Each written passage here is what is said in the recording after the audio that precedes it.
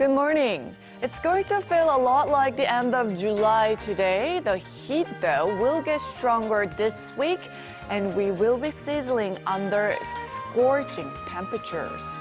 Meanwhile, Daegu and the Gyeongsang-do provinces will be the hottest areas with temperatures hovering around 35 degrees Celsius this afternoon.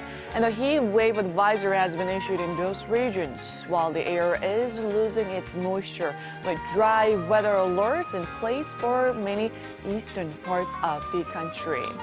Air quality-wise, Ulsan, Daegu, and parts of Gangwon-do province will be dealing with high levels of ultrafine dust, and ozone levels will be very high in southern parts of the country today.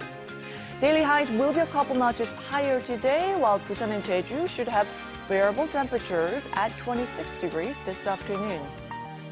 Now over in Budapest, the scene of last week's tragic boat sinking, overall weather conditions will improve with lower water levels on the Danube River, and its velocity has decreased.